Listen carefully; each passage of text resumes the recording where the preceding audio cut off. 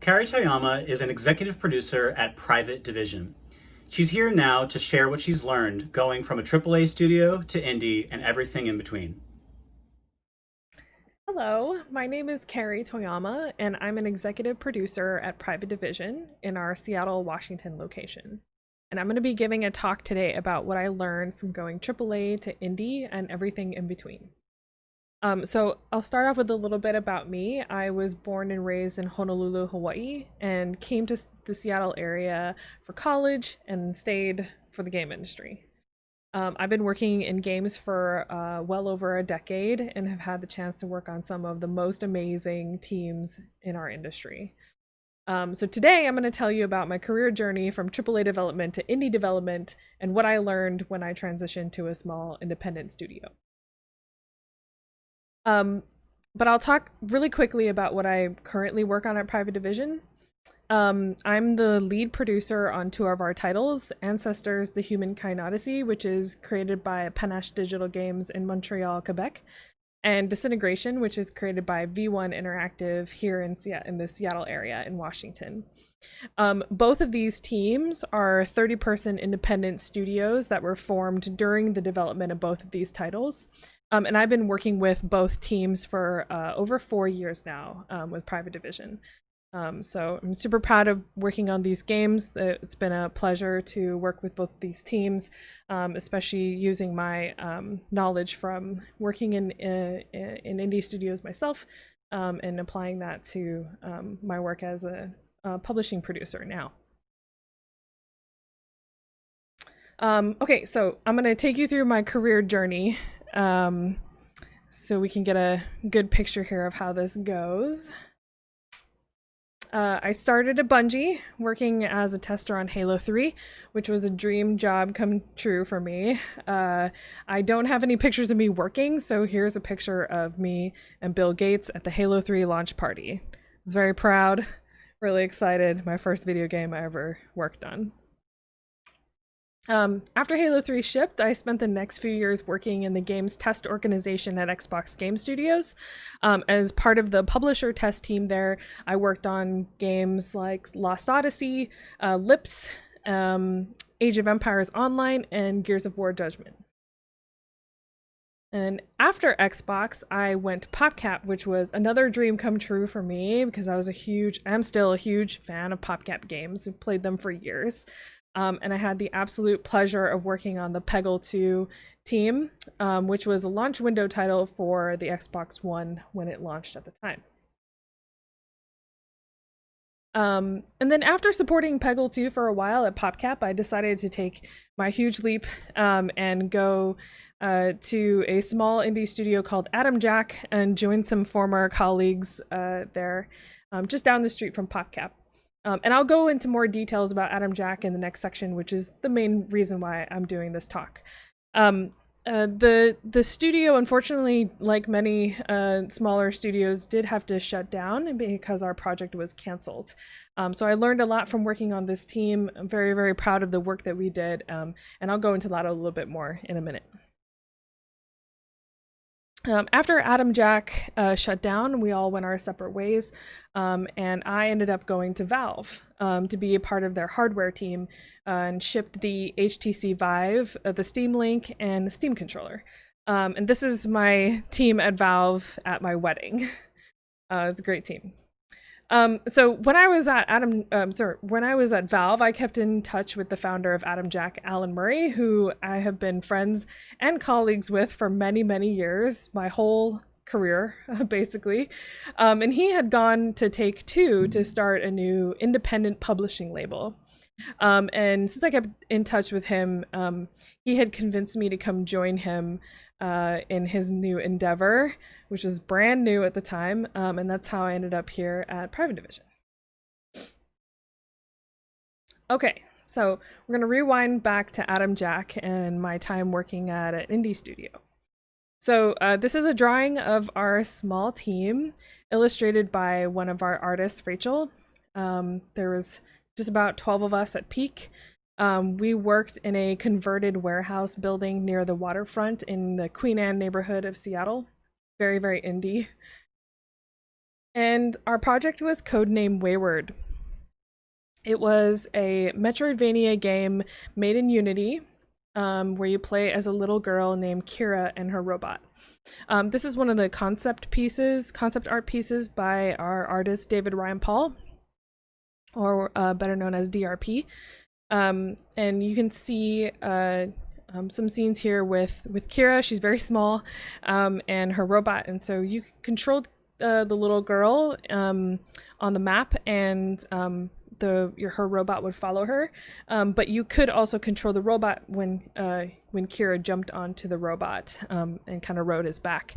So there's this really cool sort of like AI system, plus gaining like a second set of abilities when you jumped onto the robot. It was a really special game. I loved working on it. So I wanted to share some of the things that I learned that were honestly surprising to me when I transitioned from very large development studios to a tiny, small indie studio. And our studio was a mixture of veteran game developers who came from same places that I did, big studios, big companies, and some folks that were came from sort of a smaller environment, or had just like transitioned into games from school. But all of us did have experience. We just had slightly varied, different experiences in games, similar to any independent studio story that you hear really nowadays. So, okay, first thing that I learned. You're going to be useless for a while, and that's okay. So this one hit me really hard, and I've seen it actually hit some other folks that were in my position hard as well. When I moved over to Atom Jack, there was we were in the pre-greenlight prototype, sort of pre-prototype phase, which means that there was a lot to do and a lot to plan and a lot to design, but there wasn't a huge need for someone like me, who was a producer slash was going to be helping with QA and test and everything in between that. Right when I started, I didn't need to dive in and take over for someone who had a lot of tasks on their plate. I was really just trying to find my footing there. In other places that I have worked in the past, or when I've transitioned between companies, bigger companies there's always something to do. You always have a task. Usually there's too much work for the amount of people that are there, so you can pretty much jump right in and start helping. And that is what is expected of you. At the smaller studios, your job in the beginning is really to get to know the team, understand their needs, and really be thoughtful and methodical about how you're going to approach helping them and what you're going to contribute to the game. And this was, for me, not something that I was prepared for. So when I got to Atom Jack, I just felt like I didn't have a lot to do every day, and I felt useless, and it was a very strange feeling, because I was always used to being overworked and working overtime, and I went from that to having time to actually breathe, do a lot of research, think a lot about design and art and how we're going to solve problems in the future. And I ended up realizing that I could spend a lot of my time during the day when I first got there kind of researching things. Like I researched a lot of stuff about Unity and Metroidvanias and just overall everything that I could about the game that we were making. And then I started to realize that this is a blessing, that something I didn't have previously in my big company environment. And then I started to really find my footing, and that did not last very long, but I was so grateful for that opportunity. And when I have transitioned to teams similar after that, I take that opportunity now instead of let it scare me. So for anyone who's gone through this, they'll understand. And if anyone is going to potentially go through this, just know that it's okay to feel like you're maybe useless for a minute, and it's okay to take a breath and take a moment, because it's totally worth having that time. The second thing is the term many hats has a brand new meaning when you're on an independent team. I've always been a person who's worn many hats. It's the nature of my work. I came, had my career journey. Half of it has been in test and QA, and the other half has been in production. So I really enjoy touching every part of the game and of the project, and be involved in all of the teams. That's something I really enjoy about video games.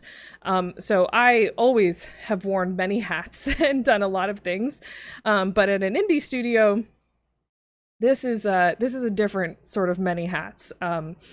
You quickly realize that when the printer breaks, for example, there is not a person that is going to come fix it for you. You have to fix it yourself. That may mean you have to get on a call with customer service for that printer, but no one is going to help you with that. And there isn't a ticket system for you to use to get somebody to solve your problem. Things like the internet going out, same deal. Maybe you don't have enough lighting on your desk, huge deal. In any game studio, you got to do all of that stuff yourself. Or you can't get your game tools to work, and maybe an engineer can help you, but likely they're very, very busy, so you kind of have to figure it out yourself. And so I had gained a lot more respect for the honestly, for the sort of like bigger company AAA machine that, despite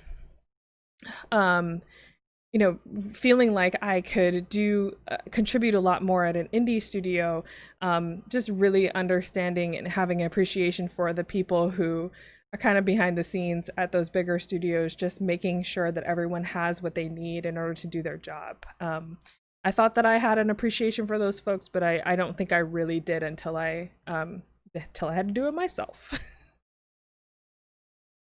Okay, third thing is, your team is not going to be truly productive, until it's working as a whole unit. And this is true for all of game development. It's not really unique to independent studios, but it is much more apparent in my experience when you have a smaller team. And so anyone who's gone through this knows this all too well, where you have you're starting your studio, you're one of maybe the first hires, and you're starting to work on prototyping, and then you kind of you get funding for your title, so you can start to hire more people. You know what you're making. Excuse me, I'm gonna pause. You know what you're making now, so you have more team members, but you're really not functioning as a full team and able to produce at your full capacity until your whole team, the core of your whole team, has been hired. For us, that was around 10 people out of maybe the 12 that we ended up with at peak. And it also didn't happen right away when all of those people were hired. It really took a few months and a couple of milestones to really figure out our groove, how we work together, how we shut down a milestone, how we shut down a sprint, how we worked through problems together. Because even if we had worked, many of us had worked together before, but not as a full team before.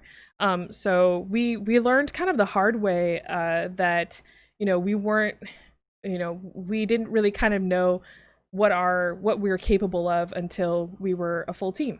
And some of the studios that I work with today have the same issues and run into the same problems, and that's usually when they haven't had their full team working as a whole unit yet. So for me, the advice that I give now is just give yourself time and space, and just take your time in hiring those folks, and then also giving those folks time to start to really get to know each other and work together. Okay, fourth point is really important to me. Mental health is a really big deal, and I put this on here. This is not unique to independent studios, but it is a unique problem it is a unique situation that I ran into myself that I was surprised by. when you're working on a small team and you're all in the same room together and in close proximity working on the same project and have the same goals and the same stress, if one person on your team is struggling, everybody is affected, highly affected by that, and everybody ends up struggling. And it really forced us to be more open with each other, and take the time to make sure everyone had the support that they really needed. And I remember when I realized that this was happening was when one of our colleagues' dog passed away suddenly. And if anyone's animal passes away at any studio or any job, it's devastating. So it wasn't that it was more devastating for this person, but I would say that it was devastating for the whole team. And we really, really felt it on a deep level because he was just so upset, and we did not want him to be upset, and we really wanted to make sure that he was okay and that he had everything that he needed, and all of the support from our team. And our team ended up doing some things for him to make him feel better, and which was awesome. It was really the first time that I had seen a team really come together all at once, every single person, and lend their support for someone on our team. And we continued to do that, and it was okay, open the floor to talk about our feelings and talk about our struggles. And if we didn't do that, then everybody could still tell that, people were struggling. So I would say that if you're not, if you're not really paying attention to this, or if you think, you can kind of shove it aside and not talk about these things openly, I don't really think it's going to work for small teams, especially if everyone is in the same proximity with each other. And honestly, now that we're, going through a global pandemic, it is even worse of a situation because you don't actually get to sit in the same room with each other for the most part. Most of us don't. And so really being able to take the time to check in with each other and make sure that everybody is okay and supported is very, very important. The fifth thing is that leadership is the most important part of company culture. This may be an obvious statement, and it becomes even more apparent when you're working on a small team, in my opinion. Your leadership team or your person, it could be just one person, that team or person sets the tone for the rest of the company culture. One of the things that resonated with me the most was the transparency of the leadership team at Adam Jack. When they were worried, we knew. When they were excited, we knew. We always knew what the plan was, especially if something was going wrong or poorly. And we knew quickly. We were told news very, very fast. And I felt that this was contributed to the success of our team. Even if even though we had to shut down the studio, I think that it was shut down with grace, and empathy, and the transparency that we were given really helped us to all transition to our next jobs, and also kind of allowed us to work towards some of our goals that we had, because we did try to keep the studio open and we did it together. And so it's really important when you're all in the same room, again, working on the same project, you have to have people who set the tone for the whole team.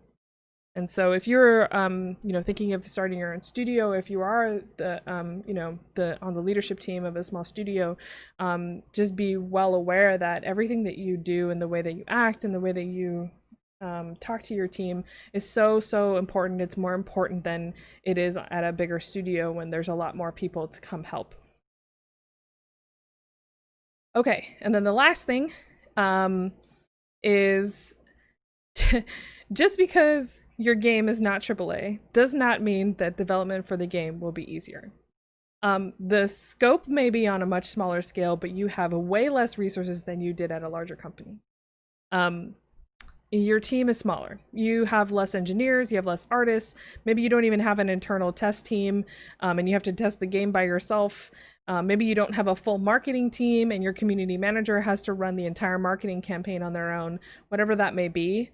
If you're planning your maybe you're planning to ship your game on multiple platforms, that gets even more complicated. And you have to develop deep knowledge of each platform and how your game needs to adjust to those needs in order to ship your game on those platforms. So you have to form working relationships with the platform account managers, or if you're going to be outsourcing some of that work, you also have to form relationships with those people, and that takes a lot of time and effort.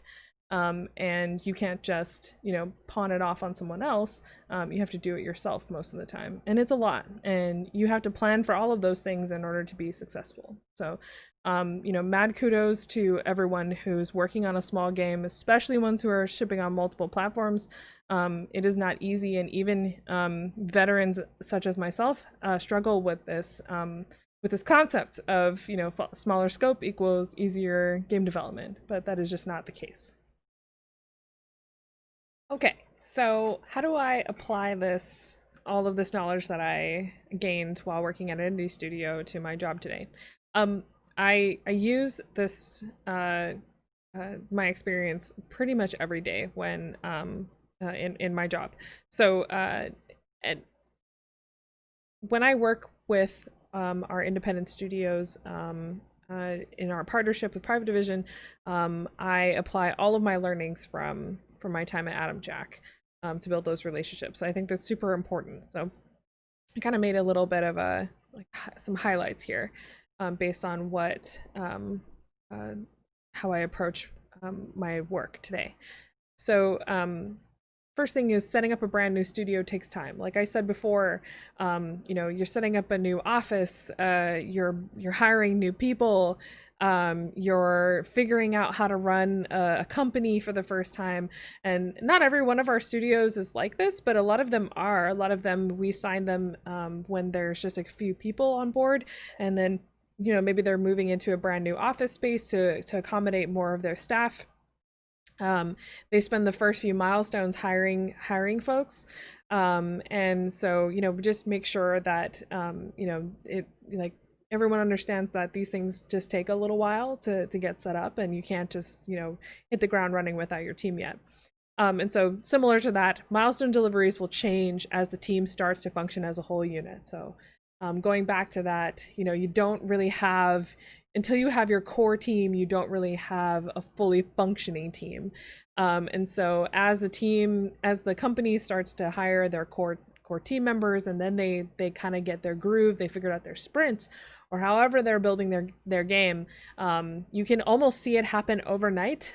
Super fun for me to watch this happen. I love seeing it because I know how it feels. You get this milestone and it feels like everything clicks, and you can hear it from the team too. They're like, I feel like we found our groove and we know what we're making now, and our team knows how to work with each other, and we're ready to go. And again, it doesn't matter how small the game is. This one is hard for everybody to accept, in my experience. I have to remind myself, I have to remind my team, I have to remind the dev team. Everyone would love for a smaller scope of these titles to equal a little bit of easier time, where we can shave some time off here and there. But that just has not been the case in my experience. The smaller titles need just as much love and attention as the big AAA ones. So, and the last bullet point is something that is near and dear to my heart. The way that I like to work with everybody, especially our developers, is to approach things with empathy. So when I'm building relationships with our developers, I make sure that I'm an advocate for them. I know what they've been through. I've been on the other side of the table. I know what it's like to work with a big publisher. I know what it's like to deliver milestones. I know what it's like to read feedback and figure out how to approach the next milestone based on the feedback and all of those things, hiring new people, starting, a new company, and being in a new office. And so I make sure that, we're open and honest with them, we're transparent, that we have open discussions with them about their needs, even if it's outside of the the scope of the game itself. So I really enjoy taking my my learnings from being in that situation and applying them to my job today. It's really important to me. Okay, so that wraps things up. I hope that this was helpful. Thank you so much to the team at Play NYC for having me. This event is very important, especially to the New York game dev community, and I'm so honored to be a part of it. I really appreciate the invitation. If you'd like to get a hold of me, I have my Twitter handle here on the slide. And thanks again to everybody. Stay safe, wear a mask, and have a good one.